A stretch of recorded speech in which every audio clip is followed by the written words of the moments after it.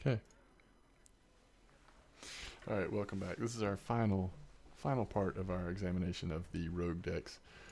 This time around, we're going to look at the pirate rogue. So we've done Grand Theft Auto, we've done the Jade Nazoth rogue, and now we're going to go pirate rogue, which, I've intentionally not played Pirate Warrior at all, since that sort of became the very common part of the meta. But this is the closest I've been to it, because in some ways this does feel similar. So, first thing we'll talk about here is mulligans. You never want to keep patches, of course, and that's true no matter the pirate deck you're playing. And I don't think we want to keep either one of those. We just want to have the best chance possible of getting one of our pirates. And we did not. We did get Edwin, and we do have a coin and a pep reparation.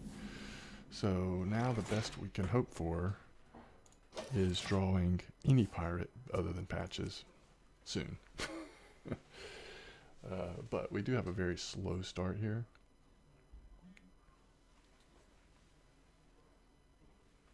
We could do turn 2. We actually could do, and this would be weird, but we could do prep, fan of knives, Edwin. Sorry, prep, fan of knives, coin, Edwin. So it would be an 8-8. I mean, I feel like, what do we have to lose, right?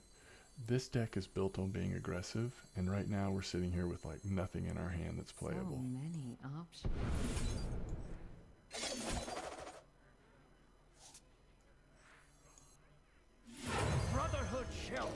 So it's an 8-8, and now the druid who ramped on the first turn just kind of has to figure out, how am I going to deal with this?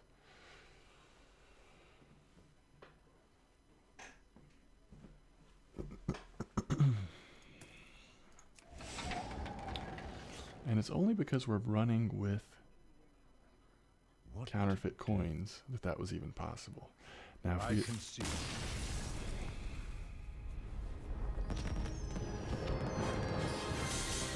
if he could see my hand, I don't think he would have conceded that quickly. But giant Edwins early in the game, it's like maddening to people.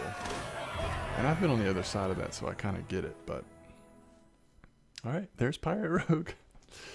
Let's play one more. Win or lose, we'll have a couple games here of Pirate Rogue together. I feel like that druid probably should have seen that through. Yes, we're going to do some damage, and we did have Cold Blood there, so we could have possibly done a lot of damage pretty quickly, but still, I just feel like that was too quick. So, we don't necessarily want to keep these. We don't have Edwin, so we're not going to keep these two in the hopes that we will get Edwin. We're going to send them all back. We hope that we get a pirate, but we hope it's not patches. That's what we're shooting for here. Those are not pirates, so that we did get Edwin. But we don't have anything to boost him up like we did last time. Now this is nice. I don't know if you all have PTSD yet from patches coming out. It doesn't bother me as much when I'm playing him in this deck, but whenever I play a warrior, sometimes I have to take my headphones off when I see them playing that first pirate. So for damage sake, you just pretty much without even looking there, you're gonna dagger up because of this +2 attack with the dagger activated.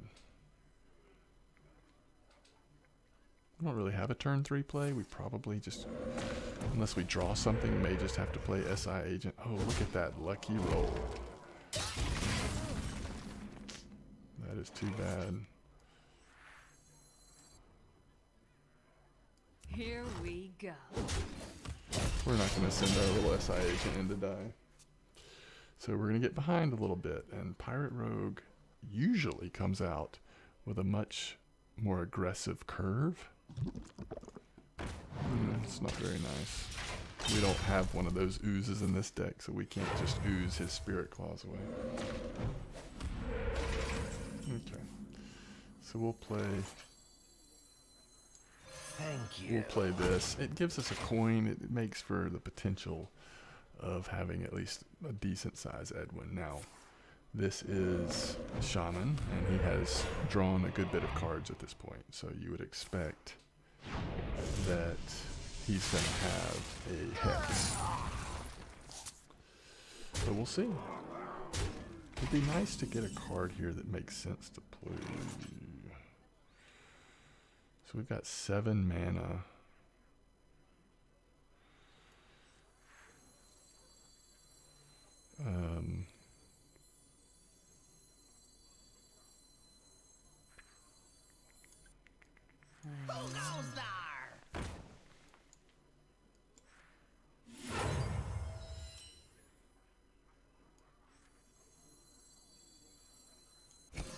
This guy's toast. Brotherhood shall This time we got a 10-10. But again, we're going to get hexed here. But we put a threat on the board. It slows him down, and we'll see what we draw into next. Edwin's always worth putting out there because if they don't have an answer, it's a path to victory. Ooh. It's looking like he doesn't have an answer. It'd be nice to get something here where we could actually do this damage to Fate. It's not exactly what we need.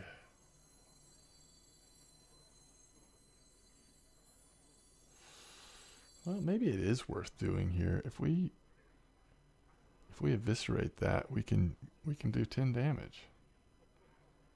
I wonder. We're gonna do it. Lapdogs, all of you. Here we go. Definitely take away the spell damage there. So let's see if he top decked a hex. He needs 7 damage. That's what he's looking for here. Turn again.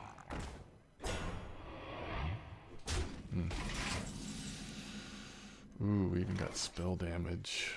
So let's see what we can draw.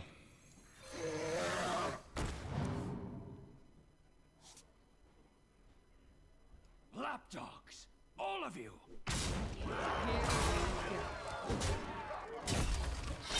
Okay, so we may have some things we can do with Gadgetzan next turn. So with 2 health left, you got to figure he's going to be able to find a way to deal with this. Get them, boys. Evolve.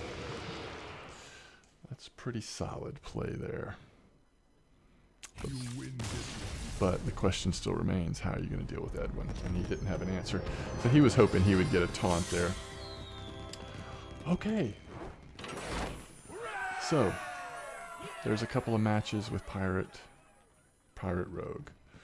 You see the win conditions do often have to do with Edwin. This deck has 2 counterfeit coins as well as all the small cost minions, so you are often able to get a pretty nice Edwin out as soon as you draw it. We also are running Leroy in here. You saw the Auctioneer. We were about to have a pretty big play with Auctioneer drawing through cards.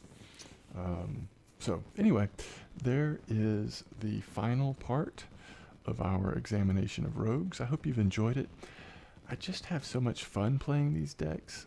I imagine we'll come back to them, even like just focusing on one of them perhaps in future videos. So, but I hope you've enjoyed it.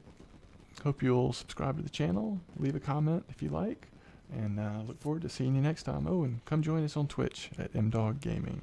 Thanks a lot.